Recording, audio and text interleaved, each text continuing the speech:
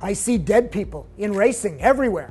Well, that sounds really gross and a bit too M. Night Shyamalan for Shakedown. What I really mean is I see the ghost of Carroll Shelby in all the racing we'll discuss on today's Shakedown. The topics which will be GT racing in American Le Mans, and a comment about the GT3 class of cars. Time to discuss what's really going on with that spec and why the hell it's everywhere but the American Le Mans series. Shelby and building GT cars to beat a spec. No connection there. Well, we got a few. The Nurburgring 24 preview, and that too has Carroll Shelby written all over it. Again this year, 240 cars, 20 plus classes, all running this week at the Nordschleife. The Nurburgring 24 is close to the heart of drive as we launch this channel with our video record of our visit to last year's race. So let's get you fired up today to follow this year's action. The fight for the Indianapolis 500 pole position is this weekend as well, and yes, there's a Shelby connection to the 500. Or two. F1, we'll talk about that. You know, Shelby did Grand Prix races, 4 each in 1958 and 59, in a Maserati 250F and then the Aston Martin DBR4 shown here. He got no points, too many DNFs, no Pirelli tires, Dunlops, Firestones, and Engelberts. Pirelli pulled out in 1957, I guess when Schumacher's grandfather complained about grip. I wonder what Carroll would think about the current state of F1. But since we can't ask Shelby, the drive budget won't support hiring a telepathic medium, and have you seen the price of crystals these days? I'll have to ask you. It's not that Shelby's passing has me doing this show with the Carroll connection. I realized my passion for racing got started and was burned into me in the time bubble that was 1963 to 67 when Shelby and Ford were U.S. racing. And the personalities like Carroll Shelby made their mark on me. Back in the 60s, for me, it was Jim Clark, Mario Andretti, Freddie Lorenzen, Lorenzo Bandini. They caught my attention, but it was Ford GT, the Mark IIs and Mark IVs, and Carroll Shelby that helped me understand how racing worked. So today's Shakedown, thanks to Carroll Shelby Connections, is both history lesson and instructional video on how to race great.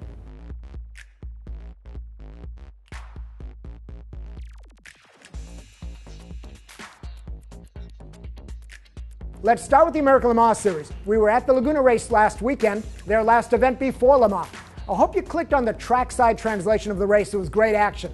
But we did not catch the move of the race, which came in the GT battle. Corvette's Jan Magnussen versus BMW for P2. His version of push to pass.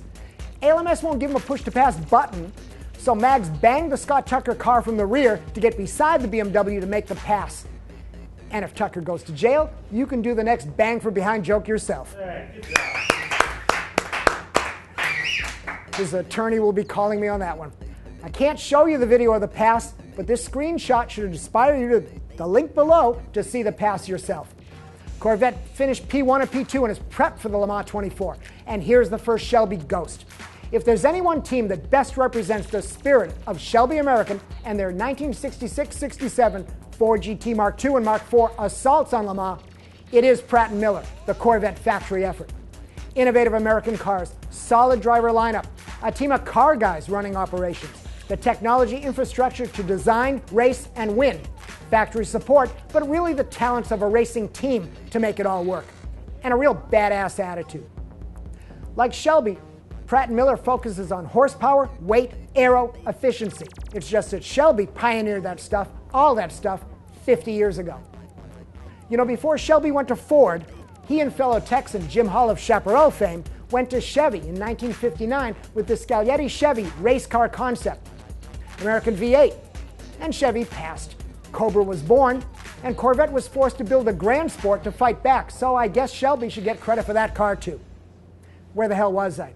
GT Racing and GT3. I went to Laguna with a certain agenda for this Shakedown show, and it kind of didn't work out, but in a way it really did. Let me explain. I wanted to discuss GT Racing in the context of the GT3 spec that's dominating the rest of the world, that Grand Am is trying to slide a wheel under ALMS and adopt a version of themselves. I wasn't looking to get into the politics, nor did I want the teams to go against ALMS or have them publicly butt heads with ALMS leadership. I just wanted to understand the spec differences and what they thought was good for the fans and racing with this GT3 thing. But a more toxic topic I could not have picked. No one was really comfortable talking to me on camera. It was like I was asking the joke question, have you stopped beating your wife? Well, no, Well, wait, yes. What? Well, Bobby Rahal stepped up and gave us a pretty good assessment of the GT3 situation. Let's hear what he had to say. You know, I mean, yeah, there's a lot of different takes on what a GT car is by sanctioning bodies all over the world. And, you know, for sure, I mean, I don't know how many different types of Porsche-type racing there is. Porsche Cup, Porsche this, Porsche that. You know, it's all a little, you know, if you unless you're really immersed in it, it's probably a little confusing as to what's what. You know, because, and here, for example, in ALMS, you have cars that meet the rules of the Le Mans 24-hour, which tends to be the rules that prevail, and yet ALMS has the ability to modify those rules, so you can have cars that look like they should be the same but really aren't. You know, I think that there are some aspects of the GT3 series, particularly on the engine restriction, are a lot simpler and a lot more efficient than the way the ACO goes about them with the sonic restrictors. GT3 is basically a restrictor plate, a lot easier, a lot less involved, a lot easier to tune, a lot cheaper to tune an engine with a restrictor plate versus a sonic restrictor.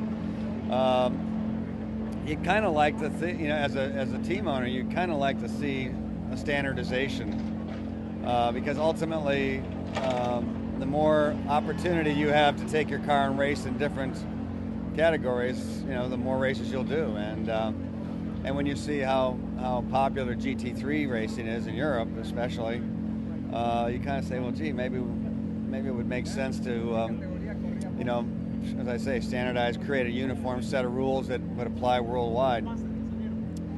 But that's never racing, is it? Off record from others, here's what I learned. A, all seem to think GT3 is inevitable. And as Bobby said, there are solid reasons why the spec works. Simply stated, it's less tech, more production-based. No mid-season updates allowed to save budget, but still fast. Those that said no to GT3 were agenda selling, in my opinion. But B, the car builders, all the car builders are looking at GT3, even those that do not currently have a GT3 spec car. The GT3 Corvette, for example, is a Callaway. It's not a Chevy or a Pratt & Miller product, but Pratt & Miller is sending their drivers, Milner, Magnussen, and Westbrook, to the Nurburgring 24 and an earlier VLN race to get seat time in a GT3 C6. Are they data hunting? C, the silenced mouths tell me something is going on in ALMS. For example, BMW will not speak about what they want or need to race in ALMS in 2013. The current M road car is done. The Z4 GT3 is not ALMS legal now, but BMW admitted to deep review to figure out a plan. Audi hints they're looking for ways to ALMS homologate the R8. And with all the controversy about how the 8-liter Viper complies with GTE rules, etc., one tongue even said, what if SRT knows more than the rest of us and Viper is being built under GT3 spec rules? Because, you know, that's where GT racing is probably headed. To me and others, it feels like ALMS GT3, go or no go, spins around the ALMS Porsche GTC class. And that, while GTC contractually expires after this season, GT3 as a replacement may be a 2014 discussion because, first, the new 911 race car won't be on track until 2014, and GT3 budgets are bigger, so GTC teams may need time to adapt to that. And ACO FIA rules are being rejigged for 2014 for both prototypes and GT. So, still, ALMS could do a 2013 special exemption for one car, an Audi or an Aston for instance, which would be quick enough to race the current GTs faster than the Lotus, and give the series a one-year head start to get comfortable with GT3 scrutineering. And just to stir it up, I think Cadillac should dump the local World Challenge Series and go GT3 racing and really be a world-class car. GT3, something in racing that gets many brands going head-to-head. Oh wait, that's what the Nurburgring 24 is all about. It's this weekend. Links below to study the grid, to follow the action. And of course, GT3 is the premier class, with many Porsches, Audi, Mercedes, McLaren, BMW, Corvette, Aston Martin. And in the other classes, LFA, the 86s, and Subaru, and Ford GT. Which gets me back to Shelby. Because Shelby took his GTs and the Cobra Daytonas here in the Nordschleife in 1965 and swept the GT podium on his way to the GT Season Championship. Same deal as GT3. Give me the spec, I'll build you a better car. His Ford GTs ran too, running the bigger 325 cubic inch engines for the first time versus the normal 289. The team learned a lot, but they still lost to Ferrari. But that would change soon enough. Shelby would have loved the current Nurburgring 24. Indy 500 qualifying is this weekend. The cars have the new speedway look, which is, speeds are down, but drafting is up. And that accounts for the 223 mile-an-hour speeds that are being PR'd. Expect the pole to be less, maybe 220, but expect the race to be more NASCAR-like. Qualifying will matter even less, and drafting will get you to the front. But will it be pack racing, and then will those monster fenders have to work better to avoid the crashes? And we'll see if once you get to the next car ahead of you, the lost arrow from the big draft makes passing très difficile, as 1990s F1 veteran Jean Alesi may be feeling. He's out of retirement running, of all things, a Lotus. And I don't want to waste time, but say it with me. Is that Joe Tanto? What was the name of that Stallone movie? Oh yeah, Driven. Every Tuesday here on Drive. You're welcome, JF. Thank you. You're welcome. And here comes the Shelby Indy connection. The Shelby American Ford GT program was the leader using computer-controlled dynos to simulate engine operation around a given track.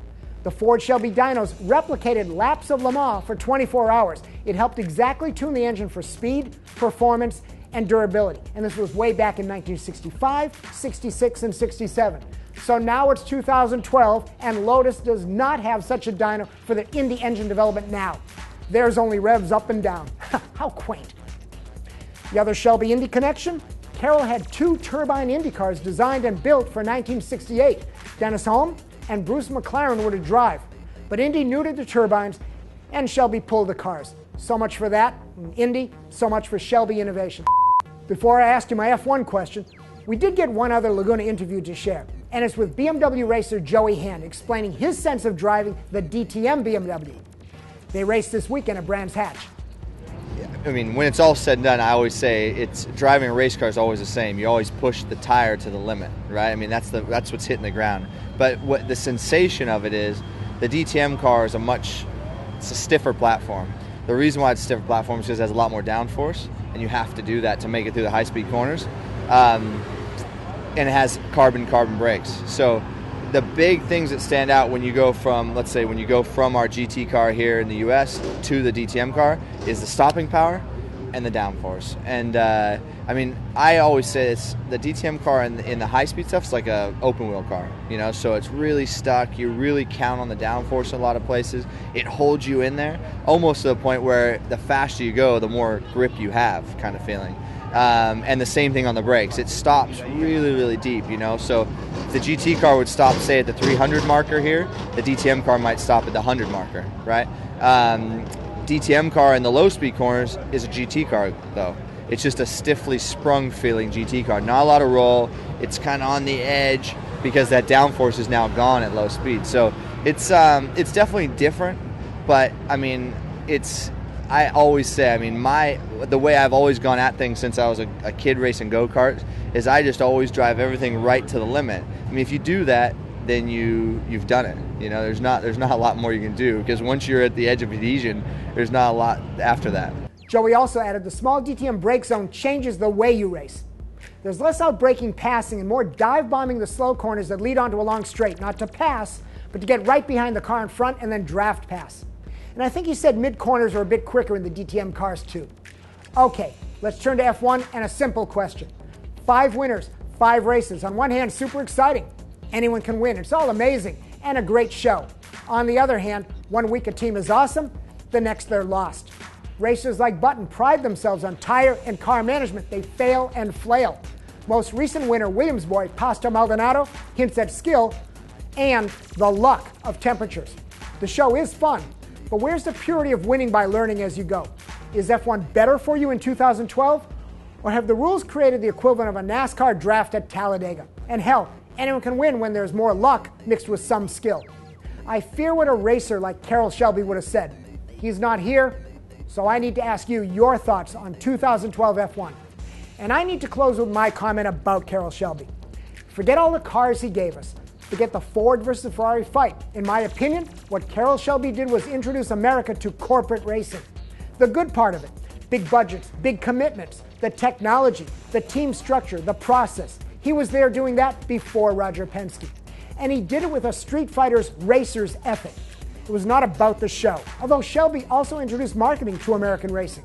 He had a goddamn Cobra apparel line he was selling and marketing. No, to Carroll Shelby, the show was winning. And that's why Henry Ford picked him to save his Ford ass with his Ford GT, and how Carroll survived the corporate BS. Argue all you want for another choice, but to me, Carroll Shelby did more for American racing than any other individual then and now. Peace.